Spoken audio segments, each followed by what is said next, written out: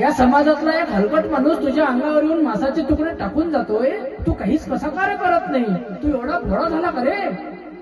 तुला देव म्हणू की नाही मी? तू खरंच ईश्वर आहे का रे? त्याला काही सजा का देत नाही तू? त्याला दंड का बरं देत नाही? तू का रे असा निजलास का रे? झोपलायस का तू?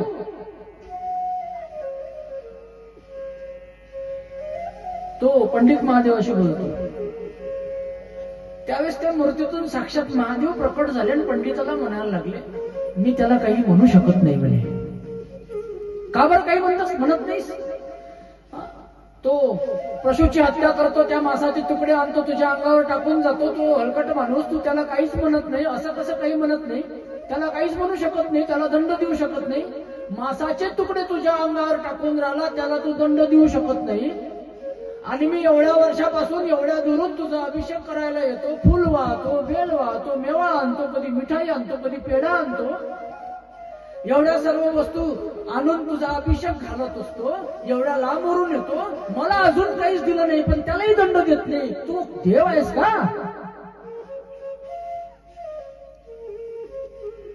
पंडितजी या म्हणे, तुम्हाला आज मी गंमत दाखवतो.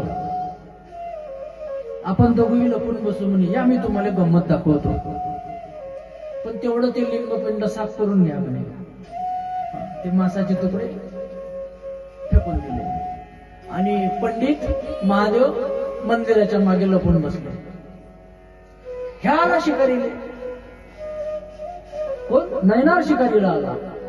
त्यानं आपलं शिकार सापडली. शिकार सापडल्यावर त्यानं बजेट माहिती आहे पुढचं तुम्हाला, त्यानं सर्व तुकडे तुकडे केले आणि आपला नित्य नियमाप्रमाणे महादेवाला काय द्यावं तर मांसाचे तुकडे आणले ठेवले.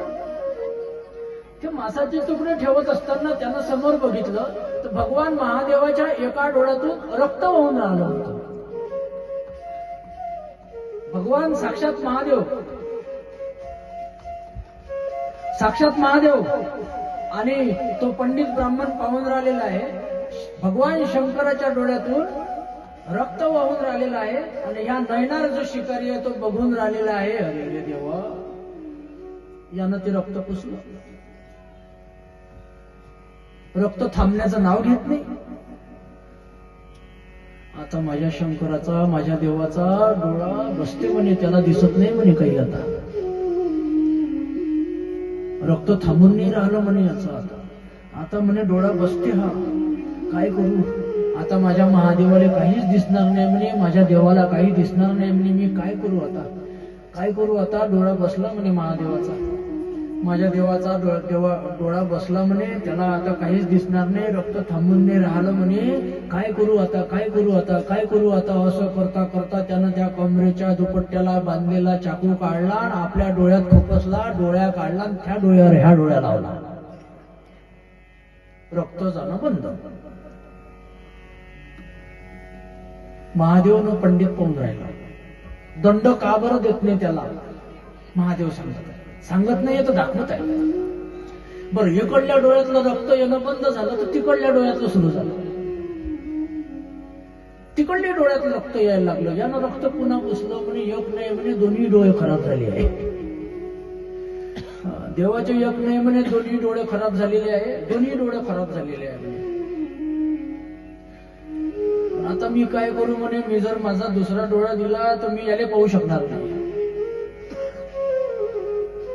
दुसरा डोळा दिला तर मी याला पाहू शकणार नाही. मी करू तर करू काय म्हणे आता. म्हणून त्यानं काय केलं, त्या चाकूनं आपल्या पायाचा अंगठा कापला आणि तो त्या डोळ्यावर लावला आणि मग चाकूनं दुसरा डोळा काढला आणि त्याच्यावर चिपकवला. रक्त येणं बंद. साक्षात महादेव प्रसन्न होऊन समोर प्रकट झाले. मी तुझ्या भक्तीला प्रसन्न आहे म्हणे, तुला काय पाहिजे सांग. हा काय म्हणे, देवा मला काही नको देऊ म्हणे, पण तुझे एकायानं दोन्ही डोळे बिमार नको होतेच जाऊ. मला काही नाही पाहिजे देवा, पण तुझ्या एकायानं की दोन्ही डोळे बिमार नको होतेच जाऊ. जरा त्याची काळजी घे म्हणे डोळ्याची, एवढंच लक्ष ठेव म्हणे तू तुझ्यावर. हेच माझं वरदान आहे. एक डोळा खराब झाला ठीक आहे म्हणजे, तो दोन डोळे तुझे खराब झाल्यावर तुला दिसणार काहीच नाही, मला किती दुःख होईल. आणि मग त्या ब्राह्मणाला भगवान महादेव म्हणे, सांगा ब्राह्मण देव, मी याला दंड देऊ कसा? तो ब्राह्मण त्या नयनार शिकाऱ्याच्या पायावर पडला. ही भक्ती आहे महादेवाची. हे टोक आहे त्या महादेवाच्या भक्तीचं. हा तो अधिकार आहे त्या नयनारचा. काय व्यासंग आहे त्या भक्तीचा, काय तो अधिकार असेल. हे परे गेलेले आहे, भक्तीच्या परे गेलेले आहे. नंदिकेश्वर म्हणतात, मी तुला जटिल अवताराची कथा सांगतो. जटिल अवतार. जटिल अवतार का बरं घेतला भगवंताने? पूर्वी दक्षकन्या जी सती होती, तिच्या पित्यानं केलेल्या अपमानामुळे तिनं देहत्याग केलेला आहे.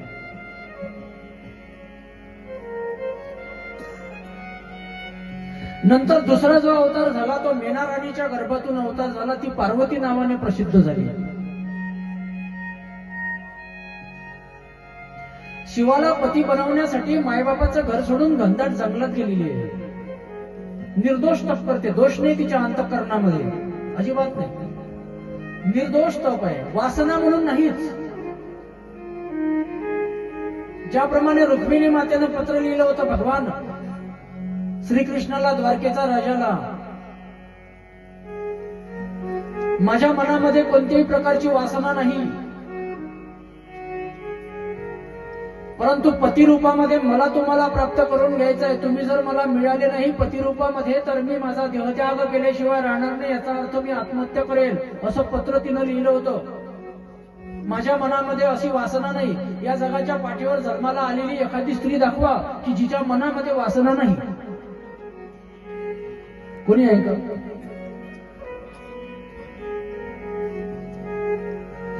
कोणीच नाही.